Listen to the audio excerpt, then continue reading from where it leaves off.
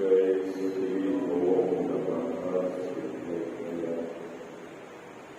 ओम नमः सिद्धेभ्य। ओम नमः सिद्धेभ्य।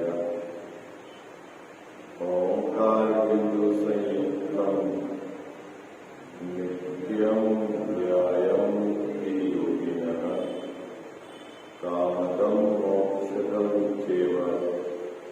ओंकाराय नमो नमः। मंगलम भगवान वीरो, मंगलम गौतमो गणी, मंगलम कुंद कुंदार्यो, जैन धर्मोस्तु मंगलम। सर्वमंगल मांगल्यम सर्व कल्याण कारकम प्रधानाम सर्वधर्माणां जैनम जयतु शासनम। जैनम जयतु शासनम।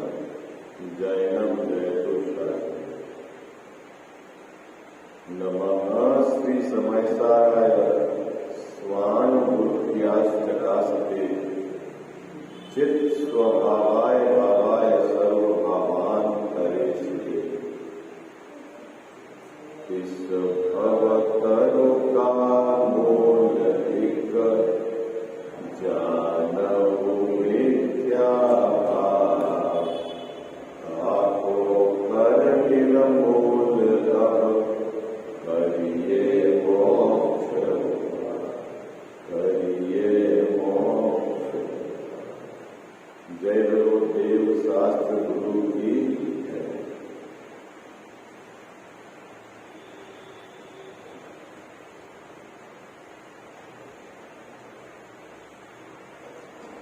सातवें अधिकार के आधार से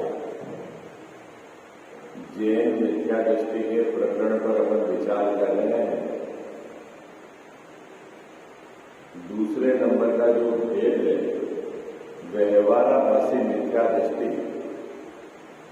उसके अंतर्गत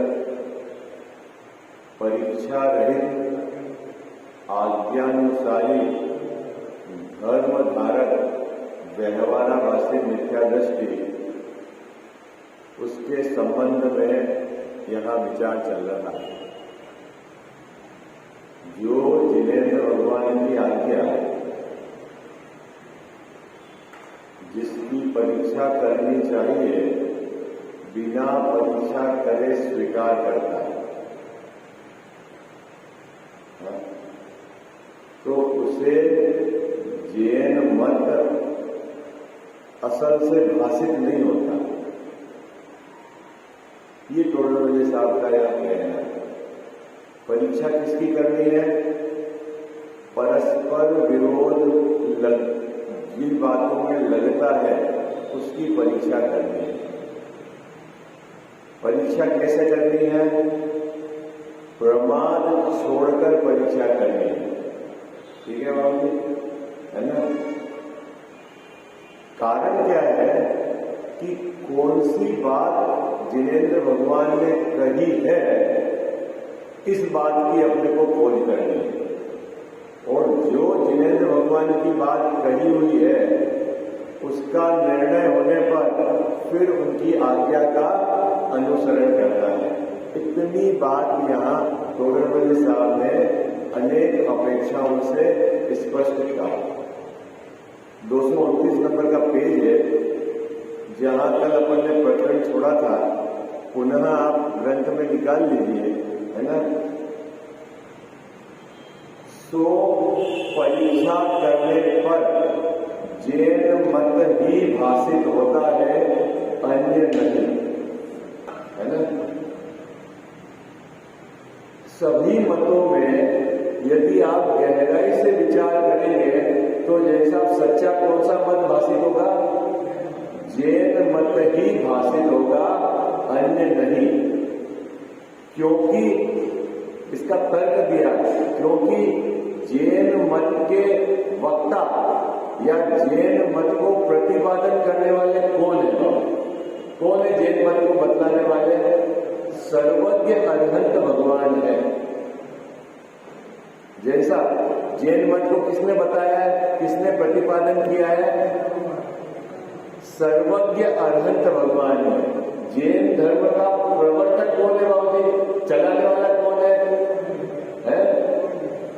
जैन धर्म को चलाने वाला कोई नहीं है, ये अनादि से है, क्या कहते हैं?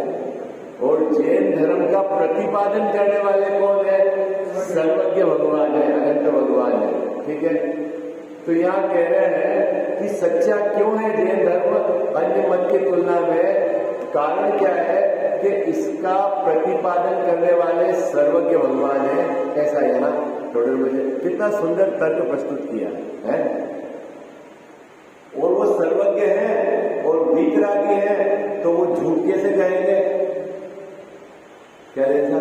सर्वज्ञ भी है और वीतरागी भी है, इसलिए बाबूजी वो झूठ नहीं कहेंगे। आपके वचन झूठे नहीं होते, लेकिन समस्या यह है कि अभी हमारे पास जो उपलब्ध वचन है ये आप के हैं कि नहीं है, इसकी तो आपको परीक्षा करनी पड़ेगी। क्या बात पकड़ में आई आपको? क्या आपके वचन बाबूजी झूठे नहीं होते, लेकिन ये वचन आपके हैं कि नहीं है, इसकी तो परीक्षा करनी पड़ेगी। हाँ? क्या गजाव साहब बात पकड़ में आ रहे? क्या कहा यहाँ पर? आपके वचन झूठे नहीं होते हैं, क्योंकि वो तो सर्वज्ञ और वीतरागी है। झूठ कब कहा जाता है? या तो वो जानता नहीं है या जिसके राग देश विद्यमान है। आपके वचन झूठे नहीं होते हैं, लेकिन हमको परीक्षा क्यों करनी है साहब? क्या यह वचन आपके हैं या नहीं है, इसकी तो खोज करनी है ना, इसलिए परीक्षा करनी। अब यहां वो बात कह रहे हैं टोडर मेरे साहब, क्या कह रहे हैं? इस प्रकार, किस प्रकार? परीक्षा करके जो जिन आज्ञा को माने, इस प्रकार। क्या बाबू जी? क्या करके? परीक्षा करके जो जिनेंद्र भगवान की आज्ञा को माने, इस प्रकार। किस प्रकार बाबू जी? किस प्रकार? परीक्षा करके जिनेंद्र भगवान की आज्ञा को माने। परीक्षा किसकी करनी? हाँ, जहां शास्त्र में परस्पर विरोधी कथन दिखे तो उसकी अपने को क्या करनी? परीक्षा करनी। जैसा परीक्षा कैसे करनी? परीक्षा कैसे करनी गजावत साहब? प्रमाद छोड़कर परीक्षा करनी। प्रमाद किसको कहना? प्रमाद किसको कहना? पक्ष छोड़कर परीक्षा करनी, मध्यस्थ भाव से परीक्षा करनी, गहराई से केवली भगवान ने क्या कहा है, आचार्य भगवंत ने क्या कहा है, उसका विचार करना। ठीक है, और उसके बाद क्या करना? परीक्षा करने के बाद जो बात सत्य लगे वह जिनेंद्र भगवान के द्वारा कही गई है, फिर जिन आज्ञा को मानना। ऐसा श्रद्धान बाबू जी सच्चा है, और उस श्रद्धान को कहते हैं आज्ञा सम्यक। ये बात यहाँ, क्योंकि तीन बातें उठाई थी ना टोडरमल साहब ने, आज्ञा सम्यक, आज्ञा विचय धर्म ध्यान और निसंकित अंग। तीन बातें उठाई थी टोडरमल साहब ने। कौन कौन सी तीन बातें उठाई थी? आज्ञा सम्यक किसको कहना, ये समझाना है। आज्ञा विचय धर्म ध्यान किसको कहना, ये समझना है अपने को। और निसंकित अंग किसको कहना है ना, सम्यक दर्शन क्या वो बात। तो पहले आज्ञा सम्यक की बात क्या है जैसा? परीक्षा करके जिनेंद्र भगवान की आज्ञा को मानकर जिसको सच्चा श्रद्धान हो उसका नाम आज्ञा सम्यक्त है। आज्ञा सम्यक का अर्थ ऐसा नहीं समझना कि बिना परीक्षा जिनेंद्र भगवान की आज्ञा मानने से सम्यक दर्शन हो जाता है, ऐसा नहीं समझना। देखो ये बात क्या कही, इस प्रकार जिन आज्ञा मानने से जो सच्चा श्रद्धान हो। किस प्रकार जिन आज्ञा मानने से बाबू जी? ऊपर जो कहा है ना, परीक्षा करके। क्या इस प्रकार मतलब क्या जैसा? परीक्षा करके जिन आज्ञा को मानने से जो सच्चा श्रद्धान हो उसका नाम है आज्ञा सम्यक। फिर से बोलो, क्या आज्ञा सम्यक की परिभाषा समझ में आ गई आपको? क्या परीक्षा करके जिन आज्ञा को मानने से जो सच्चा श्रद्धान हो उसका नाम क्या है बाबूजी? आज्ञा सम्यक। ठीक है। और दूसरा,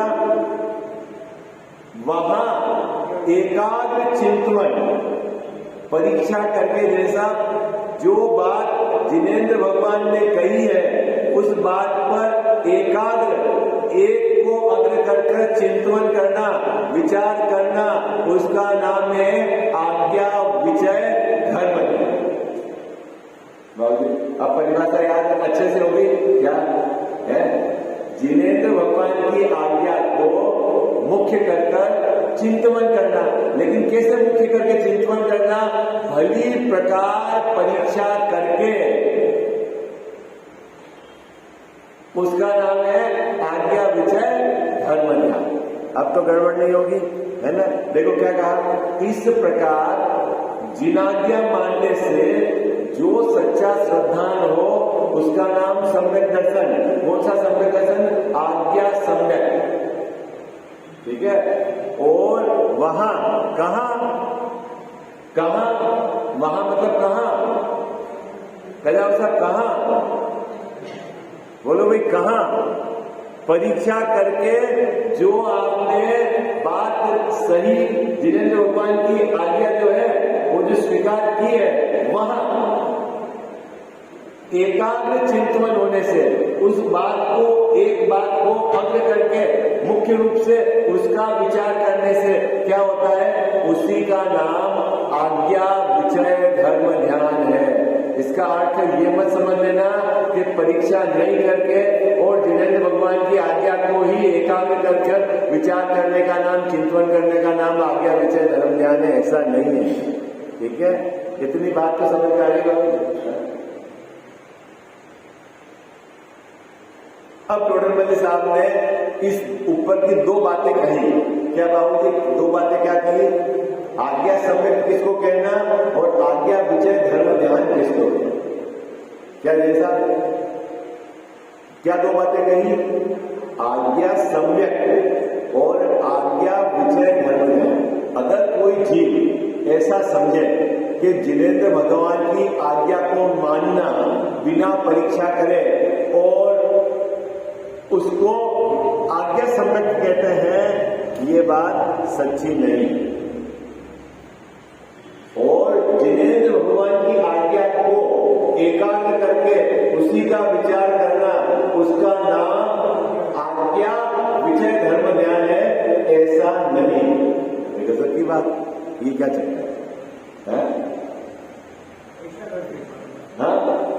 अभी तक बाबूजी अगर ये अपन ने ये प्रकरण नहीं पढ़ा तो अपन ने क्या समझा था? ईमानदारी से बताओ, क्या समझा अपन ने?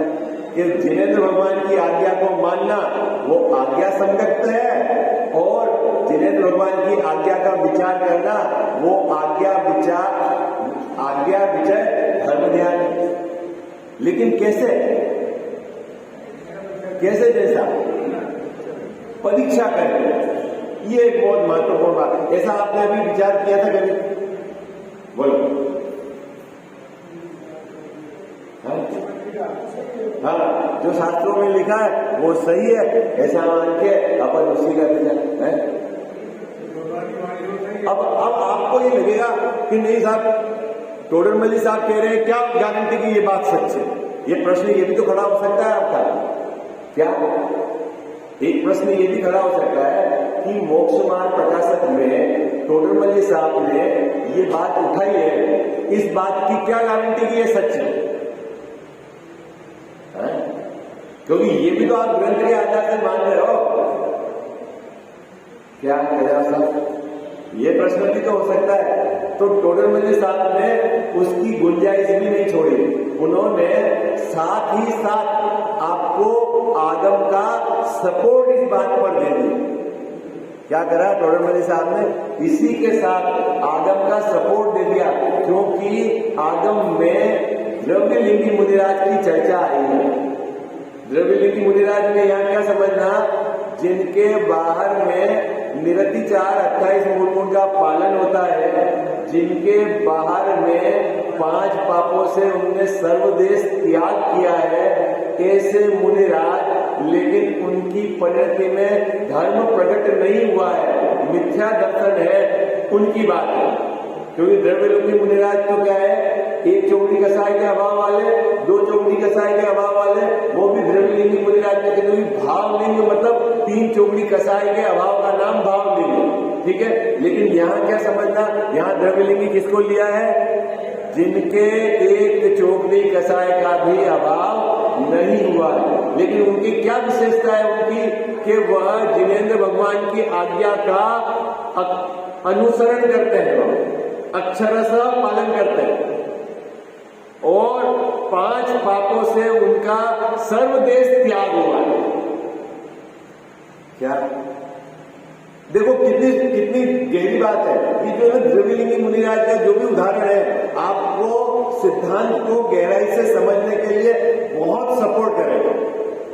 किसी की निंदा करने की बात नहीं कह रहा हूं, जैन धर्म के सिद्धांत को गहराई से समझने के लिए यह बहुत सपोर्ट करेगा। क्योंकि द्रविलिंगी मुनिराज ने जिनेंद्र भगवान की आज्ञा मानी है, बाबू जी, धर्म बुद्धि है, तभी तो उन्होंने दीक्षा ली है।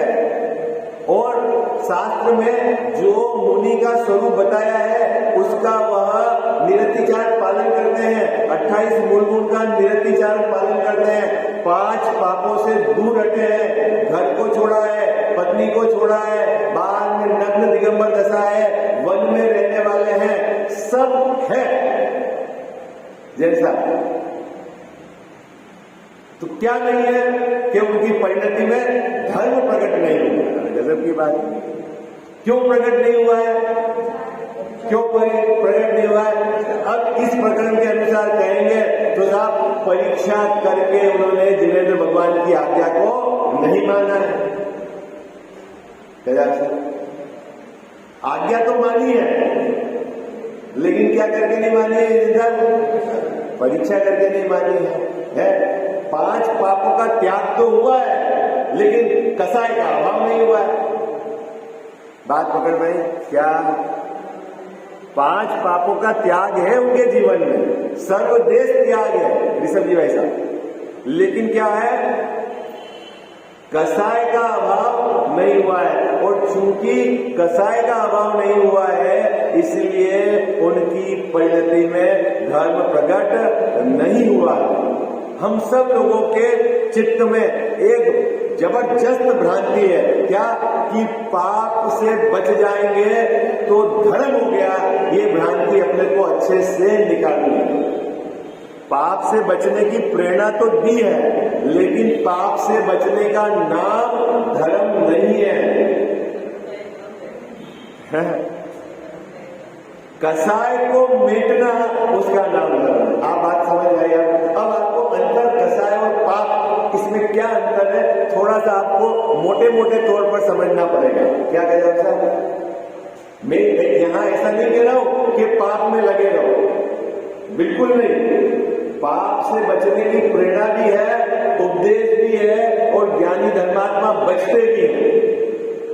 लेकिन पाप से दूर हट जाने का नाम धर्म नहीं है। इतनी बात आपको अच्छे से समझनी। क्या? क्यों? ये धर्म क्या है, और ये आपको पहले से अच्छे से समझना। देखो थोड़ा सा कठिन होएगा, लेकिन सुबह का समय है, पहले आप समझो कि धर्म, पहले तो कसाय के अभाव का नाम धर्म है।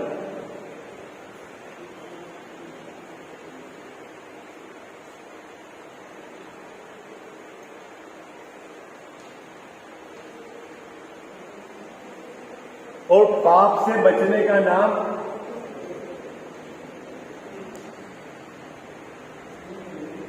पुण्य।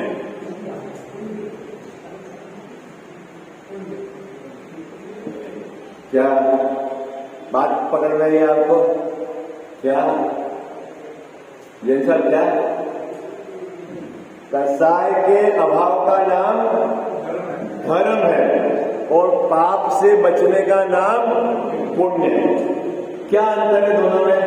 देखो, पहले कसाई की परिभाषा आपके चित्त में क्या है ये समझो।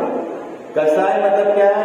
आत्मा का कलुषित परिणाम भाव, जो भाव आत्मा को कसे, है ना, कलुषित भाव, उसका नाम क्या है? ये समझिए भाई साहब, कसाई। क्या है कसाई का नाम?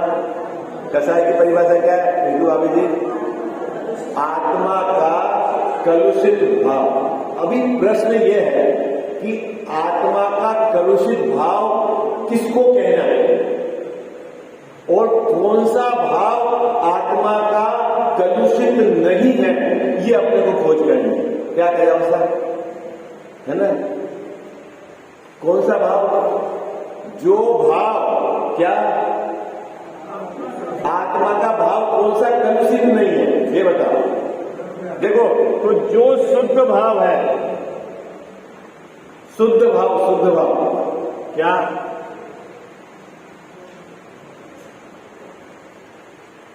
वह है अकलुषित भाव, यानी निर्मल भाव। क्या है बाबू जी? शुद्ध भाव, उसका है वो निर्मल भाव। और अशुद्ध भाव यह है कलुषित भाव।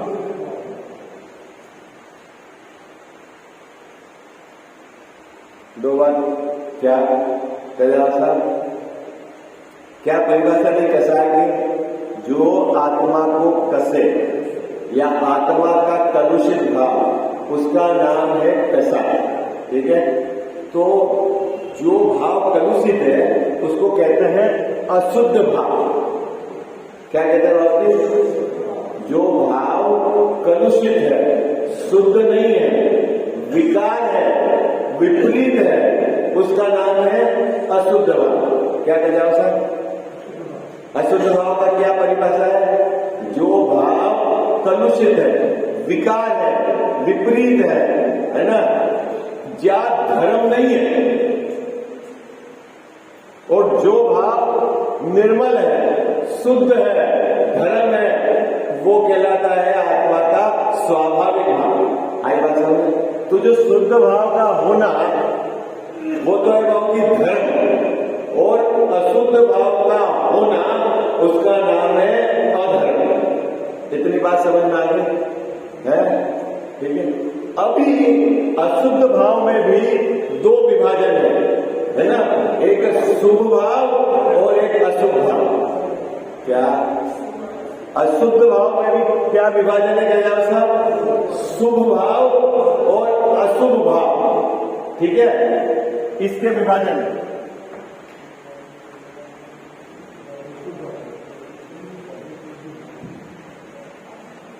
शुभ और अशुभ किसके विभाजन है? विकारी भाव में विभाजन है। शुभ भाव में क्या हुआ? क्योंकि पूरा अशुद्ध भाव विकारी भाव है, तो उस विकारी भाव में भी भाव की बंटवारा कर दिया है ना? एक तो है शुभ भाव और एक अशुभ भाव, है ना? तो जिन भावों में पापों से बचा गया है, पाप से दूरी बनाई गई है, वो भाव कहलाता है शुभ भाव।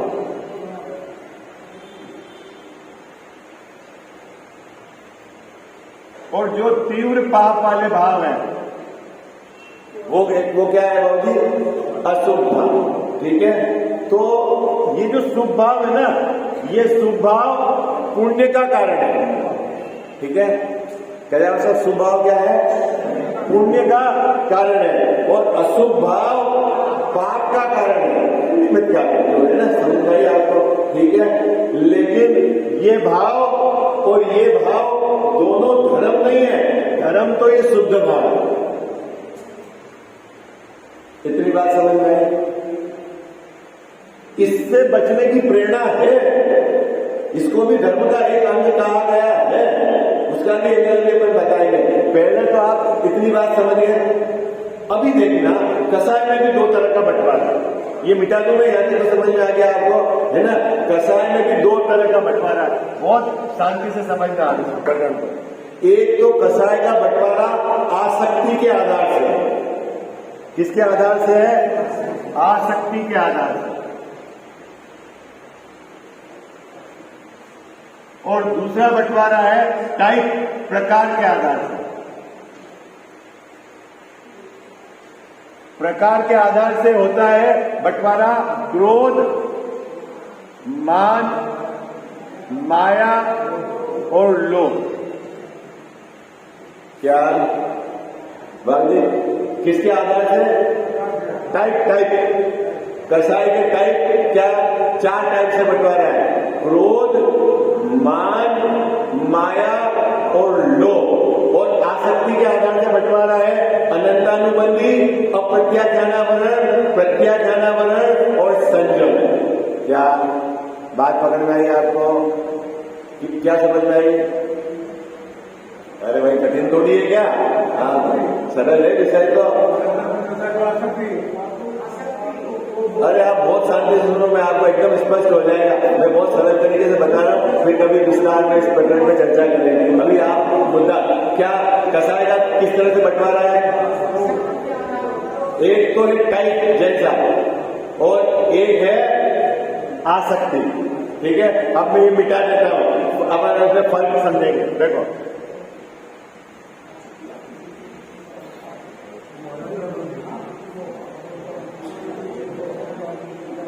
अनंतानुबंधी,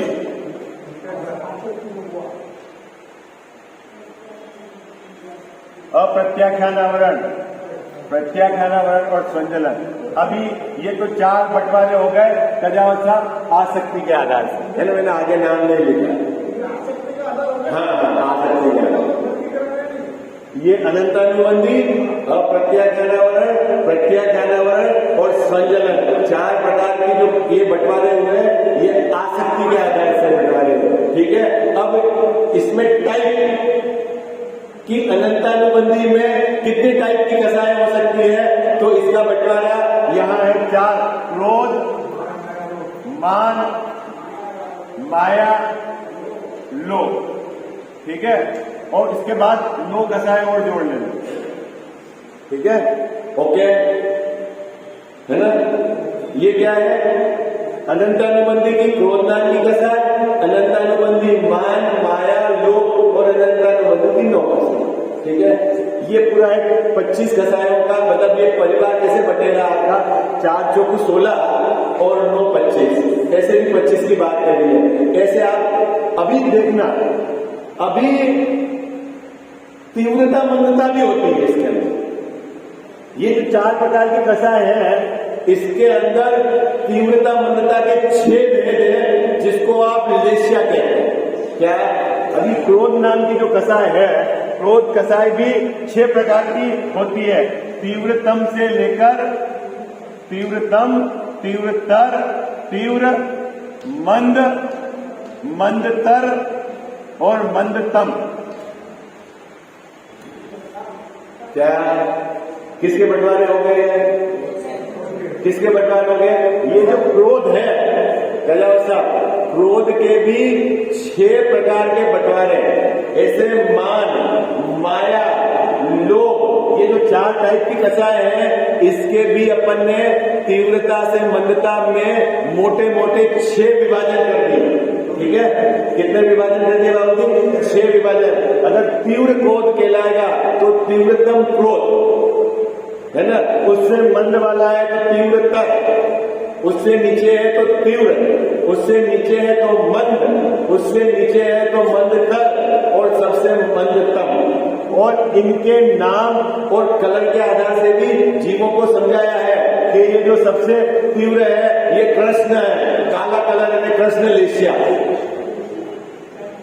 ना, कृष्ण, नील कापोर है ना, पीत, पद्म और शुक्ल। ठीक है, अभी देखना, आप जैसे फोटो देखेंगे ना, फोटो तो जिसको अगर आम खाना है तो एक तो गिरे हुए आम ले रहा है, ठीक है, और एक पेड़ को काट रहा है। जो पेड़ को काट रहा है उसकी कसाई की तीव्रता है, और जो नीचे गिरे हुए आम ले रहा है उसकी कसाई की मंदता है। वहां मंदता और तीव्रता बताई, लेकिन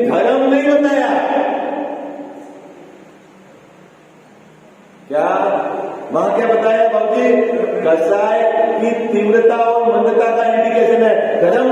चाहे ये कसाय हो चाहे ये कसाय हो, इससे पाप का तीव्र बंध और पुण्य का बंध तो होता है, लेकिन धर्म कब होगा कि इनमें से कोई जाएगा।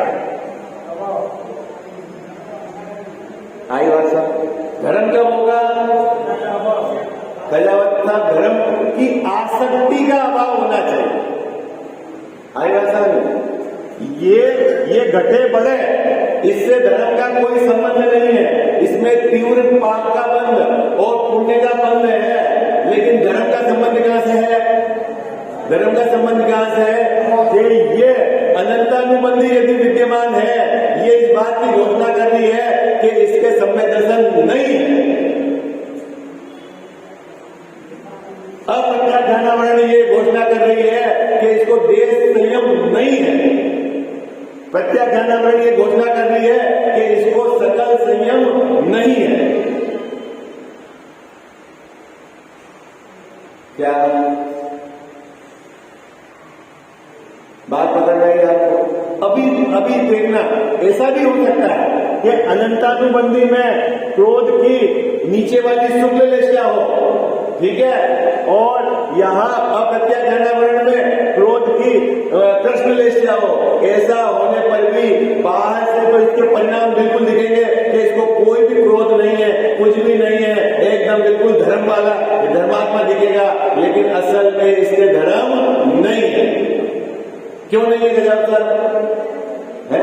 अरे उसके शरीर के टुकड़े टुकड़े कर दिए और उसकी आंख लाल नहीं हुई, गुस्सा नहीं आया जैसा। क्यों धर्म नहीं है? इसके क्रोध की नीचे वाली लेशिया शुक्ल लेशिया तो है, लेकिन अनंतानुबंधी आसक्ति विद्यमान है। इसका मतलब है उसके धर्म नहीं है। आई बात सब? क्या नहीं समझ में आ रही है आपको बात? अब नहीं समझ में आए, थोड़ी तो मेहनत करनी पड़ेगी आपको। सिद्धांत समझना पड़ेगा गहराई से।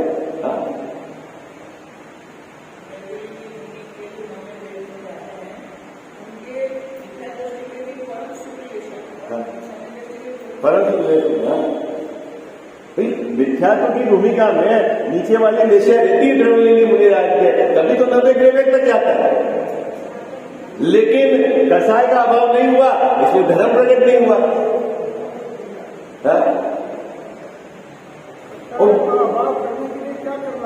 और कसाय स्वभाव का आश्रय लेना पड़ता है, उसमें लीनता, उसका भान होना चाहिए।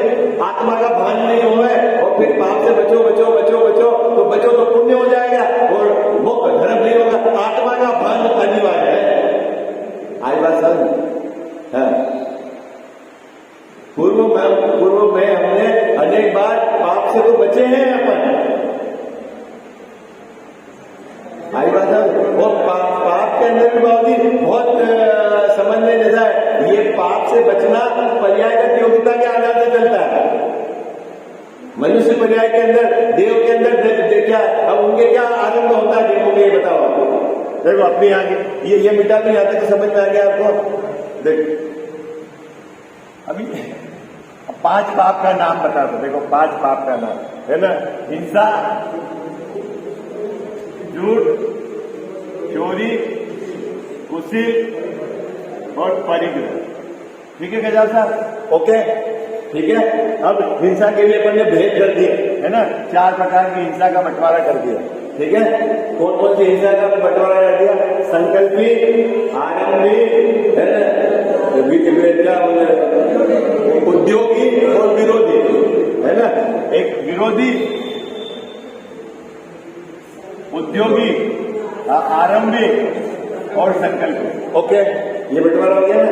अभी देखो, क्या संकल्प पूर्वक तो किसी जीव को मारता नहीं, ठीक है, किसी जीव को सताता नहीं। ओके, क्या संकल्प पूर्वक किसी जीव को मारता नहीं है और किसी जीव को सताता नहीं। जैन धर्म भाव प्रधान है। जैन धर्म, इतनी बात आप पक्का रखना। देखो, किसी जीव को पीड़ा देने का नाम यहाँ क्या है? हिंसा, दुख देने का नाम। ओके, लेकिन बाहर की क्रिया के आधार से नहीं है।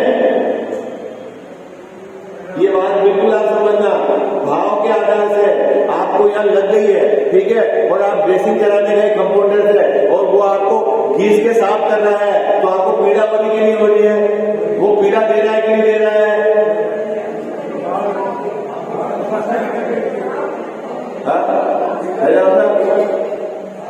पूरा केंद्र बिंदु जैन धर्म का भाव प्रधान है। हाँ, आप ये मत समझ लेना कि बाहर की क्रिया, अरे ठीक है उसका उससे निमित्त संबंध से ऐसा होता है तो उससे उपचार से भी गजब सा बात पकड़े ना, क्या भाव प्रधान धर्म है। अभी आपको संकल्प की हिंसा नहीं है, लेकिन आप गृहस्थी हैं, ठीक है, आप आरंभी, उद्योगी और विरोधी हिंसा वो तो आपके जीवन में हो, ठीक है, और जो मुनिराज हैं उनके चारों प्रकार की हिंसा नहीं है। लेकिन बात सुनना कि चाहे आपके ये 3 है बाबूजी और उनके 4 नहीं है, लेकिन इस जीव को आत्मा का भान है और यहां आत्मा का भान नहीं है, तो ये धर्मात्मा है और ये धर्मात्मा नहीं है।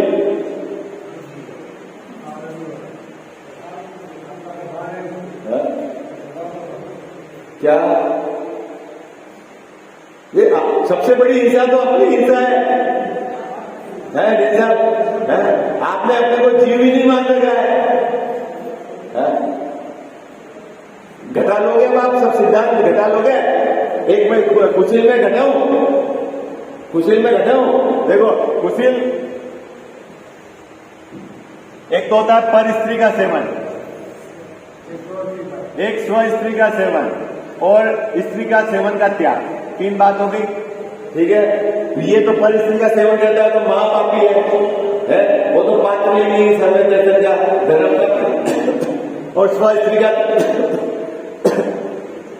ठीक है, तो वो तो गृहस्थी है 14 नमस्कार हो सकता है उसका क्या है। अब मेरा प्रश्न है कि स्व स्त्री का सेवन पाप है कि नहीं? पाप है ना पाप, पाप तो है, ठीक है, लेकिन ये तो महापाप है। कौन सा?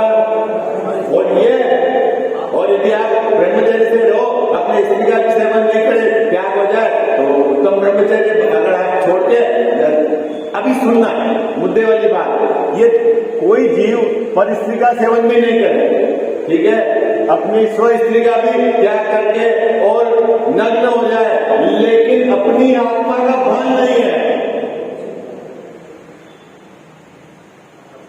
क्या? तो उसके धर्म प्रकट नहीं है, क्या? कठिन तो नहीं होगी बात? हाँ, अब इनका आपस में निमित्त बहुत घटता है। अगर जिसके जीवन में ये पाप है वो तो समय दर्शन का पाप नहीं है, इसलिए इसका उपदेश भी दिया जा रहा है। और इस भूमिका में रहकर भी जिसको अपनी आत्मा की निंदा का भाव बढ़ता हुआ रहेगा तो वो आगे चलेगा। लेकिन कोई ये माने कि मैंने ये सब छोड़ दिया और आत्मा का भान नहीं हो और मैं धर्मात्मा, ऐसा भी नहीं चलेगा। बात पकड़ में आई आपको? क्या ये सब बात आपको गहराई से समझनी पड़ेगी, मुद्दा है। आइए, क्या ऐसा नहीं पोपा भाई ने आज अपनी मर्जी से कुछ भी कर दिया, मर्जी से कुछ छोड़ दिया, मर्जी से कुछ खा लिया, कोई पूजा कर दी, कहीं दौड़ लगा दी, कहीं राम में धर्मात्मा, ऐसा नहीं भाई, समझना पड़ेगा। हाँ, लोग में आप जिस प्रकार की बुद्धि जलाते हो, ऐसे ही धर्म क्षेत्र में भी आपको सभी अपेक्षा समझनी पड़ेगी। क्या आचार्य देव की अपेक्षा है? बात करें। यहां टोटरमल साहब ने उस प्रकरण को सपोर्टिंग के लिए द्रविड़लिंगी मुनिराज को स्मरण करके बताया कि उनके जीवन में आज्ञा भी थी और 5 पापों से बचे भी थे, उसके बावजूद भी उनके धर्म प्रकट नहीं हुआ, क्योंकि उन्होंने परीक्षा करके आज्ञा मानकर उन्होंने क्या है, यथार्थ स्नान नहीं किया। ये बात है क्या? इसका मतलब है हमको जिन चीजों की परीक्षा करनी है, परीक्षा करके निर्णय करके 7 तत्वों का और अंतरंग में यथार्थ स्नान करना है। ये प्रक्रिया है मोक्ष मार्ग। बाहर मात्र आप पापों से बचकर संतुष्ट हो तो उसका नाम है मिथ्या संतोष। पाप करने की प्रेरणा नहीं दे रहा हूं मैं। आई बात समझ में? बाबू जी, पाप करने की प्रेरणा, अरे भाई पाप का उदय तो विपरीत ही है, लेकिन आप पुण्य करके धर्म मान के बैठे हो तो समझ लेना आप मिथ्या संतोष में हो। अभी आपसे दिल्ली दूर है, जैसा धर्म अभी समझे नहीं है। क्या कठिन तो नहीं लग रहा है? और आप लोग तो तैयार हो गए हो ना धीरे धीरे गहरी बात सुनने के लिए, जैसा है। अब इतने समय से स्वाध्याय कर रहे हैं तो धीरे धीरे अभी मूल बात पकड़ने आने भी तो चाहिए बाबूजी, हाँ? किस कहानी किससे और अर्थ भेद प्रभेद में उलझे रहेंगे, हाँ? देखो क्या कह रहे हैं यहाँ पर, यदि ऐसा न माने, समय हो गया अपना प्रकरण तो नहीं रहेगा, बात चालू होगी तो, है? यदि ऐसा न माने और बिना परीक्षा किए ही आज्ञा मानने से सम्यक व धर्म ध्यान हो जाए तो द्रव्यलिंगी आज्ञा मानकर मुनि हुए, आज्ञा अनुसार साधन द्वारा ग्रेवेट पर्यंत जाते हैं, उन्हें मिथ्या दृष्टिपना कैसे रहा? अब बताओ आप, उन्होंने प्रश्न खड़ा किया, बोलो। जीवन भर जिनेन्द्र भगवान की आज्ञा का वो पालन करते हैं और बाद में उनकी आज्ञा को पालकर वो मुनि हुए हैं, जैसा, और शेखा की जीवों की रक्षा का भाव बता, पापों से दूर रहते हैं, उसके फल में वो ग्रेवेट गए हैं, लेकिन मिथ्या दृष्टि है, अन्य उनकी परिणति में धर्म प्रकट नहीं हुआ। इसका मतलब है कि उन्होंने क्या करा होगी, परीक्षा नहीं की। ये है बात यहाँ इस प्रकरण में।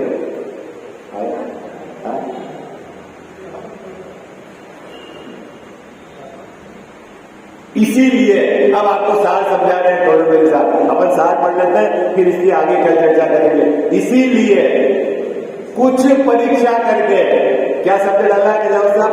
कुछ। अभी मैं कल अर्थ करूंगा कुछ क्यों डाला, क्या कुछ परीक्षा करके, और कुछ में क्या लेना, ये भी बाबू जी अपने को समझना है। कुछ क्यों डाला और कुछ में क्या लेना? कुछ परीक्षा करके आज्ञा मानने पर ही सम्यक व धर्म ज्ञान होता है। क्या पंक्ति मिल गई आपको? अर्थ समझ में आ गया?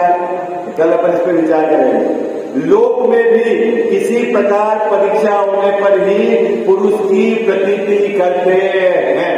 अब फिर वो लोक की आपको प्रत्यक्ष प्रमाण ले लिया थोड़े मेरे सामने इस मंदिर में, कल अब इसका अपन विचार करेंगे। कुछ मतलब क्या, कुछ मतलब किसकी, है ना, जैसा उसकी बात करेंगे और फिर आगे चलेंगे। नहीं कल बताइए।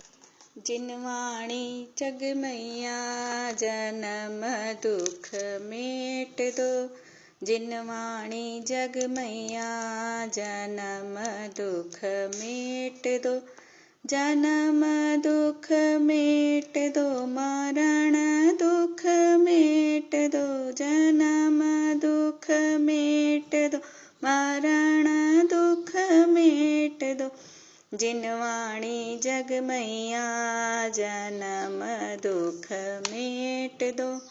बहुत दिनों से भटक रहा हूँ, ज्ञान बिना है मैया, निर्मल ज्ञान प्रदान सुकर दो, तू ही सच्ची मैया। गुण स्थानों का अनुभव हमको हो जावे जग मैया, चढ़े उन्हीं पर क्रम से हम थे होवे कर्म खिपैया। मेटो जामन मरण हमारा इतनी वंती मैया, तुमको शीश त्रिलोकी नमावे तू ही सच्ची मैया। वस्तु एक अनेक रूप है, अनुभव सबका न्यारा, हर विवाद का हल हो सकता साधवाद के द्वारा। जिनवाणी जग मैया जन्म दुख मेट दो, जन्म दुख मेट दो, मरण दुख मेट दो। जावाणी के ज्ञान ते सूझे लोकालोक, सो वाणी मस्तक चढ़ो सदा देत हूँ धोख।